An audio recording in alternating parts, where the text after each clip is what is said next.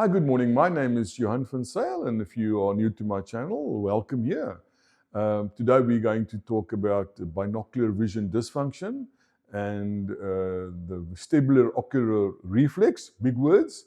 But basically we're going to be talking about dizziness, vertigo, and how does the two systems work together, and why do so many people seem to have a problem, especially when they're under stress or when they get older, with dizziness and vertigo and lights and stuff like that. So welcome to our YouTube channel, and welcome to all my subscribers, my patients, my visionaries. Thank you very much for being here again here. And today we are going to talk about something which we are actually seeing more and more of in the practice. And what is that? That is vertigo, dizziness, and binocular vision problems. Now, what do they have to do with each other? And what does an optometrist actually got to do with things which might be a physiotherapist's scope of field? And I think that is the main issue actually. What we do see in the practice is very often patients who have been to the physiotherapist, and certainly I'm not going to be talking about the neurological and the reasons why this is happening. And that's always a good idea to go and see your ear, nose and throat specialist to make sure that there's nothing serious going on. Why is this happening? Very often it's benign, it comes and goes. But with certain people, it can be absolutely devastating in their lives. You can't function, you feel like not happy all the time when you go shopping or driving, movies, and it's unpredictable. You just don't know when it's going to happen. And I think that's the most frightening of this. And why am I doing this? Well, because it all happened to me. Especially after it happened basically after I had my retinal detachment, and then I sprained my ankle. I was blind for a couple of months, and then I ended up having dizziness and vertigo. So yes, it's been a bit of a journey the last 2.5 years for me, and certainly it's easier for me to talk about this simply because if you go through something, you understand it much better. So what happens in the practice when we have a patient that comes in? Now, the first thing we do is most often when they make an appointment, we actually ask them to scale their symptoms. Tell us about what's going on. And also, it's a chance for the patient to think about their condition. So very often, even before they see me, we ask them to complete the visual vertigo analog scale. And you're welcome. We'll leave a link on this in our YouTube video. And it's like you got to scale yourself something like walking through a supermarket aisle, 0 to 10. How do you feel? Being a passenger in a car, watching traffic at a busy intersection, walking through a shopping mall. Now this sounds going down an escalator. This sounds, like, what's the problem for most people?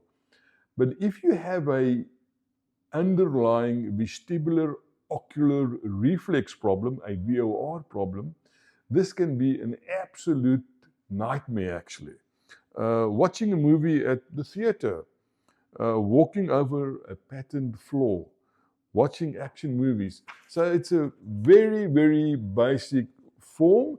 You can grade yourself. And we normally like to do this day one. So when we start doing therapy and working with you, we have a reference point. You have a reference point, and it also helps us to get an idea of how serious it is and how serious it is in your mind, and it also helps you to think about your problems. This is the first sheet that we like our patients to look at. And the next one is our the Dizziness Handicap inventory sheet. Now, this is quite a comprehensive one. It's also available. You can go and Google it. And it certainly makes you think about what's going on with you. And we find this really very helpful for our patients. But one of the most important thing I always tell my patients is to work the problem. And what I mean by that, so go down to Google Play Store or the Apple Store and download a diary called Day One. Now, write down every time this happens to you. What happened prior to this? How did you sleep? Were you stressful? Medication? Because most often there's a pattern. And sometimes we are able to resolve these issues, and then like a year later, whoop, it pops back again. And you've actually forgotten, what did you did last year to resolve the problem. So sometimes, unfortunately, it can come and go unexpectedly, and there's sometimes quite a big time gap between these episodes. Nobody really knows why, but when we start our examination with our patient, we firstly do a thorough case history. Case history is important, and we look at like medication, your lifestyle, what you're doing, stress, but we always start with telling our patients, make sure that your diet is a full, complete, rich diet in nutrients, minerals, and your vitamins. So have at least one plate of a colorful plate of food with enough protein. Drink enough water. It sounds so obvious, but with our modern lifestyles, very often that's the first thing to go. We're in a rush. We just stop for something at the supermarket, and don't worry. So home prepared foods is really very important. Your eyes and your ears, especially your eyes, they need a lot of good nutrients to work properly. You do not want to actually just go and have takeaways every single day. You will be looking for problems. So yes, the first thing is look at your diet and then do the basics. Now, what's the basics? Doing some exercise, try and get the proper night's sleep, making some time for yourself. And today in our rushed lives, we are literally bombarded with all this advertising, lights, sounds. So my question very often to my patients is, when was the last time you went somewhere and just sat and listened, closed your eyes in a quiet environment, maybe listened to the birds? How many birds did you hear, by the way? Once you actually start doing a little bit of mindfulness and self-care, it's sometimes quite amazing how patients' symptoms just disappear. But if it still persists, what do we do then? So you're in our chair now, you've completed the forms, we've checked your case history, you've been to your specialist, there's nothing seriously the matter, and I'm not going to cover that. We're going to focus on more the visual part, the binocular vision dysfunction, which very often gets undiagnosed if you go to the physiotherapist to do vestibular rehabilitation. And that is one of the main issues we find in the practice. Unfortunately, physiotherapists aren't trained adequately in the visual system. It's also not their job. And optometrists are trained in the visual system, so we can do binocular vision testing, we can do prisms, we can test eyes, but we don't really have an understanding on how the vestibular system integrates with the visual system. And that is one of the key things which I've discovered in the last 2-3 years.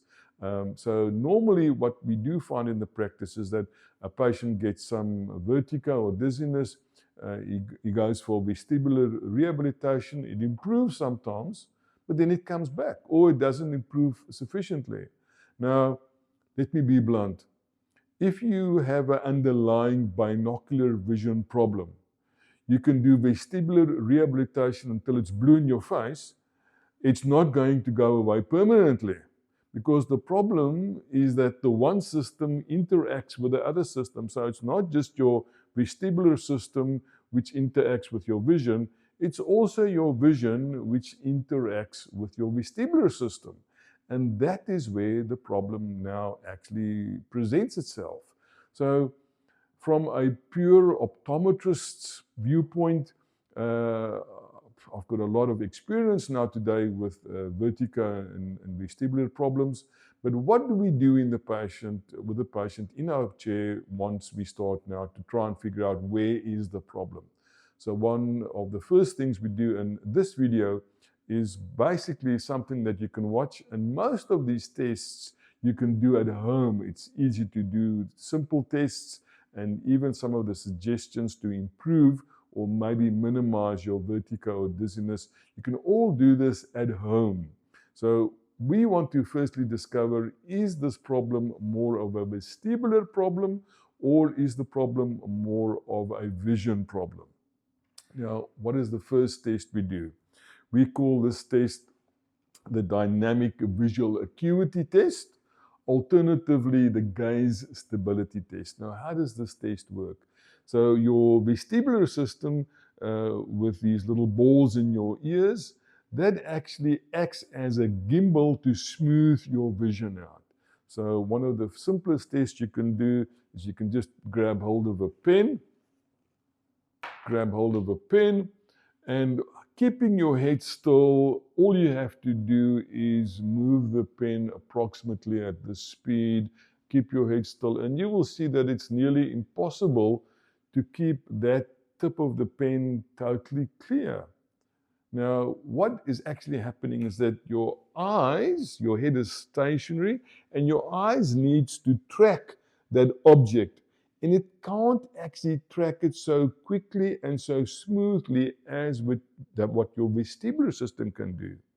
So now we're going to do the reverse. So now you're going to keep now your target stationary, and you're going to move your head at the same rate as what you was moving the pen.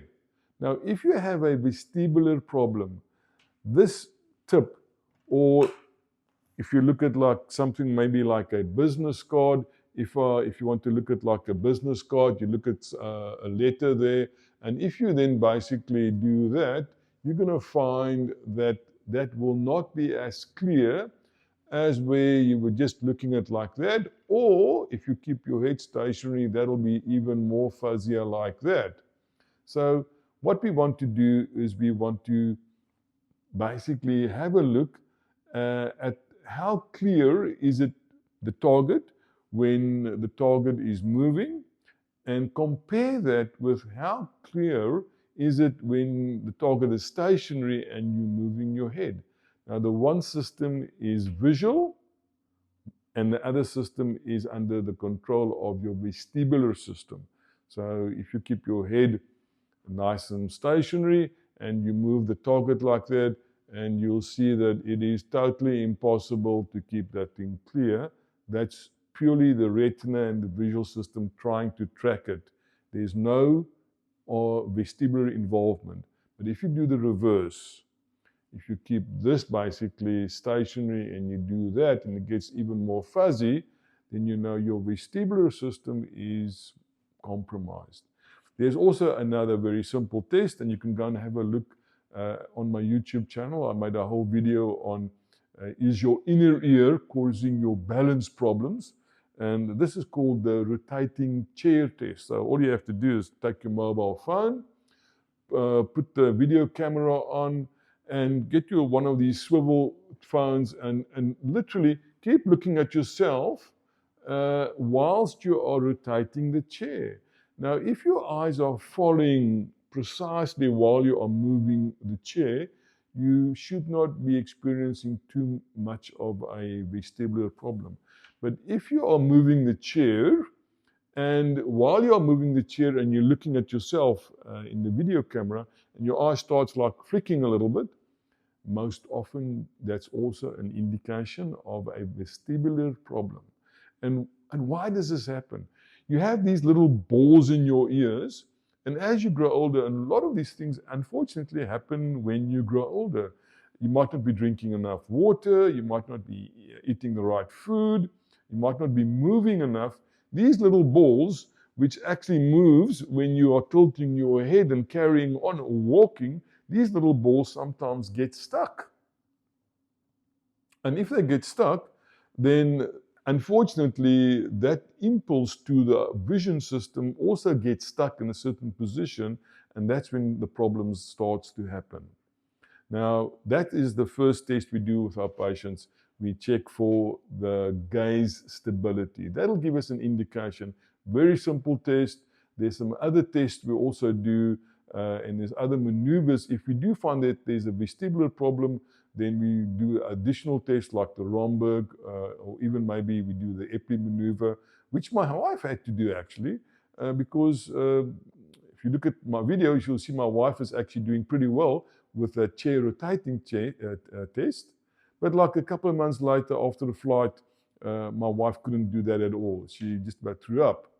So unfortunately, this vestibular problems, very often they cause you to be like dizzy, don't feel well, they come and go, it's not predictable, it's terrible actually.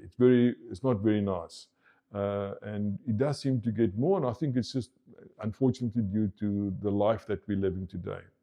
So now we've discovered that the patient's vision is, the vestibular system is actually fine.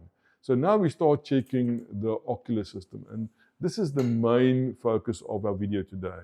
So when you have an underlying BVD problem, be it a vertical phoria, where the two eyes aren't focusing on the same plane, or be it convergence inefficiency, or you might have a small head tilt, then we know we have to do some binocular vision testing and also some training. Now there's one eye exercise which we always do for our patients that we suspect, and it's sometimes difficult to actually diagnose precisely where the problem is, because the two systems work as one. So your vestibular system and your vision system, the one influences the other. So when we do any type of therapy on our patients, we do the whole lot. We actually do some binocular vision training, some eye exercises and vision therapy, and we also do some balance and vestibular rehabilitation as well. But for today, we are only going to focus on the one single important eye exercises, which very often isn't done 100% at the physios. Now, when you go to the physiotherapist, you might find that they will tell you the following. So they would say, keep your head stationary, and then just look up and look at the target, look down, come back to the middle, nice and slow. This is a bit fast, and left and right. Okay, so this is like follows across. So you look left and right, you look up and down, and then what you do is you then again keep the target stationary, and you move your head up and down, and left and right, and that'll now involve the vestibular system because you have head movement. But that is, in our opinion, not good enough for most patients, because what your eye muscles look like and how they function is that you have two eye muscles on the horizontal plane. So you have one that goes outside and one that goes this way, so left and right. But when you look up and down, you don't have just one muscle looking down and one muscle looking up. You have two muscles at an angle going up, and you have two muscles at an angle going down. It's called the oblique muscles. Now, oblique, at an angle, oblique muscles. So when you are doing vestibular rehabilitation only up and down, it will involve both of those muscles, which now has to work. And very often these two muscles, one of them is the problem, and sometimes we've got to figure out which muscle is the problem.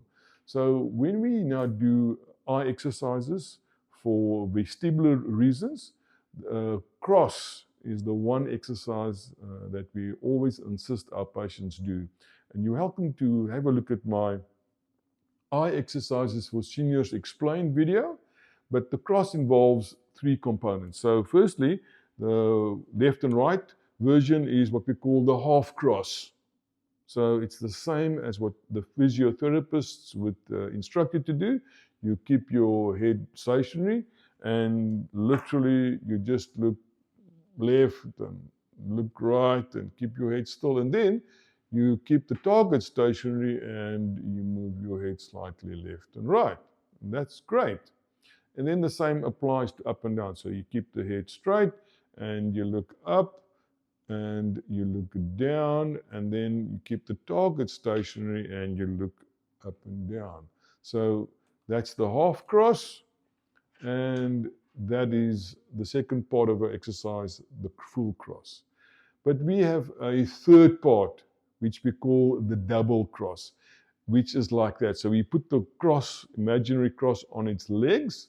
And now, what you want to be doing, and this is critical in my opinion, you will not have total success with your vestibular rehabilitation if you do not target the oblique muscles. So again, you look at, get the midpoint, and then you go up at an angle, keep the head still, and go down at an angle, keep the head still, and come back to the midpoint, and again look down at an angle, and then look up at an angle, and come back to the midpoint. Now, in that manner, you will now target each of the 4 oblique muscles in their primary direction of gaze. And this is really very important. Now, if you have an iPhone, you can also look at my video, how to improve your balance. And actually, the first day, if you do have an iPhone, we ask our patients, we take a measurement of their walking asymmetry. Again, it's doing the same as with these sheets. We want to look at how you're feeling, how you're looking, what your eye prescription is, if you do have any prisms. But we also want to take a screenshot of how good you walk. Because if you've had any type of vestibular problems, dizziness, vertigo, you would know that that's the first thing to go, is your walking symmetry. And if you have an iPhone, then you go to your show all health data, and you scroll down to a thing called walking asymmetry. And as long as your phone is in your pocket, it'll actually measure how good you walk. Now, isn't that crazy? And when we do our prisms, very often we find that even a small vertical prism with some patients, something as little as half a base up or down, can have a dramatic effect on a patient. Now, when we do our visual therapy, we always do prisms and visual therapy. And if there's no prisms required, we will still do our visual therapy part. And the best exercise to do is literally go and do the eye exercises for seniors explained. That'll take you through our range of exercises, which is made in such a way that there's a logic reason why we do the exercises as we do them. And if you want to check if there's any improvement or deterioration, then you just go to your iPhone and have a look at your walking asymmetry. Yes, and that is our take. And as I said, we still got a separate section on if we do pure vestibular rehabilitation. And we always start our exercises with our patients sitting down, by the way. And maybe even sitting down in a corner. So, you can get a little bit wobbly sometimes. And if you then start progressing, then you do your eye exercises and your other balance exercises, your vestibular stuff, where you've got the head movement and feet and balance all involved in a corner, so that you've got both walls to, you can push on the walls if you feel you're not feeling well or a little bit dizzy or vertigo. So yes, from my side, it's something which I never thought I would be doing. But, the strangest things happen to you when you grow older, and it's your decision, do you want to try and improve yourself, see what's going on, work the problem, or do you just want to go to the doctor and take some tablets? And in my opinion, yes, sometimes it's necessary, but most often it takes a little bit of work from your side as well. So if you're new to my channel and if you watched until here, thank you very much. And we'll see you on our next video.